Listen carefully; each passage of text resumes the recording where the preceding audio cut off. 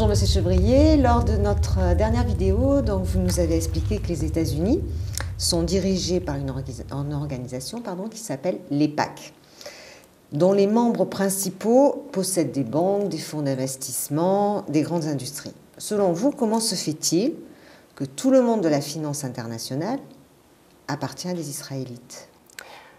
Oui, alors effectivement, c'est quelque chose que l'on peut constater.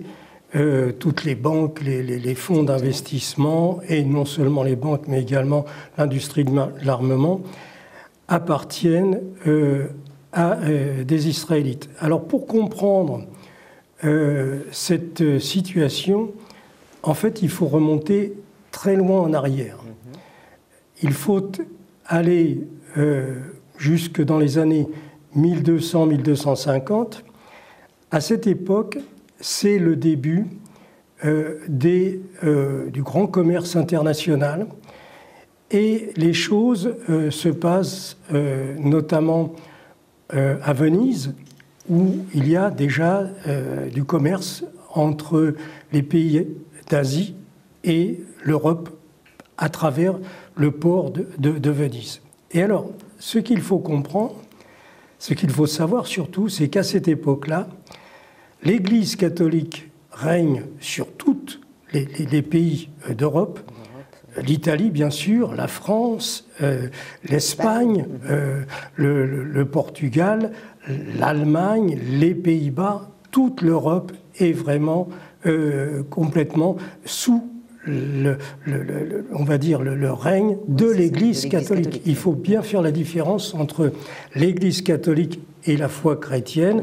Là, l'Église catholique, elle est toujours avec les rois, avec les trucs, elle tient tout. Et donc, ce qui se passe, c'est qu'à cette époque-là, bon, et évidemment, l'Église catholique a des œillères, a des principes, elle est une puissance importante, et elle interdit à ces sujets l'usure.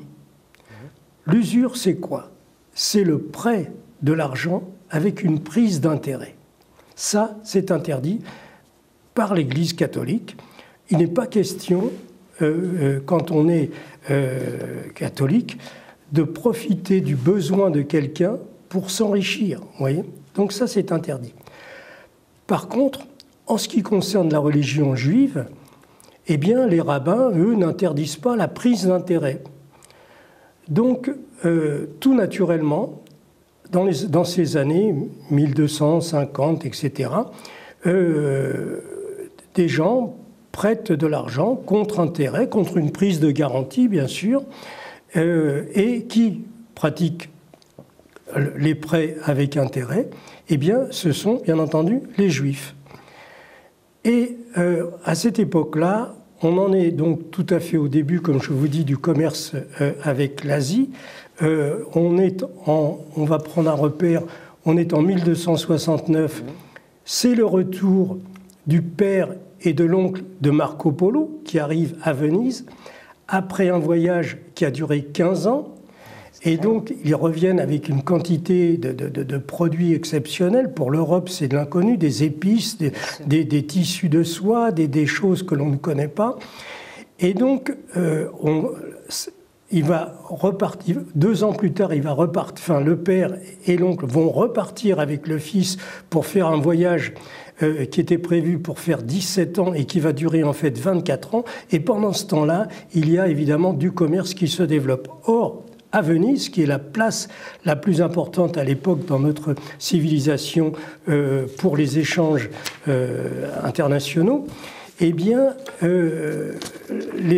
pour acheter des bateaux de tissus, de soie, pour acheter des bateaux d'épices, tout ça, il faut des sommes considérables et il faut des pièces d'or en quantité.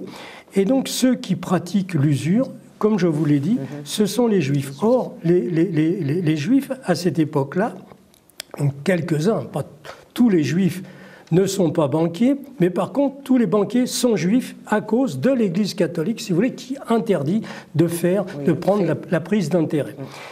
Et donc, les banquiers de Venise, ceux qui prêtent, ont pris l'habitude de s'asseoir sur des bancs.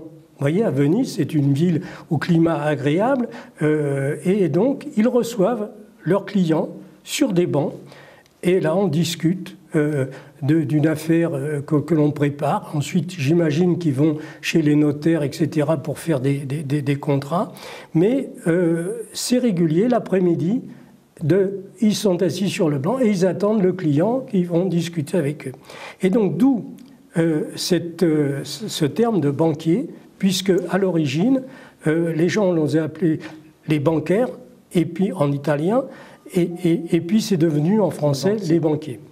Donc voilà un petit peu le départ.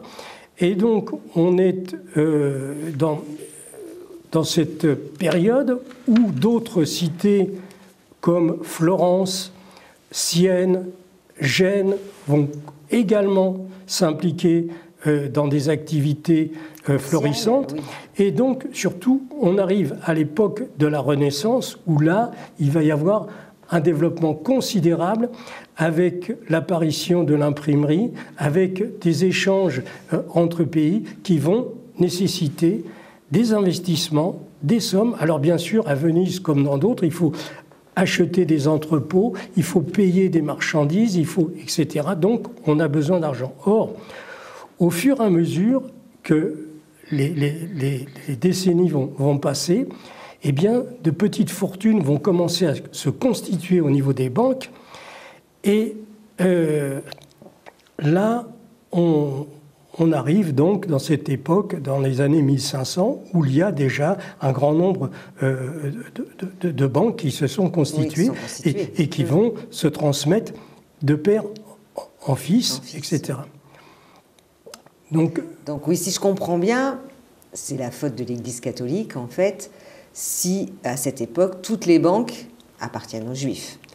Absolument. Si l'Église catholique avait accepté, avait donné la possibilité aux catholiques de faire ce type d'activité, eh bien, il y aurait eu autant de banques appartenant aux catholiques qu'aux Juifs, et peut-être forcément même plus. Mais là, comme les gens n'avaient pas le choix, s'ils voulaient de l'argent, il y avait une seule solution, c'était d'aller voir. Et alors forcément, des gens qui ont démarré tout petits, avec des petites sommes, eh bien, siècle après siècle, sont arrivés avec des sommes énormes, à des fortunes considérables.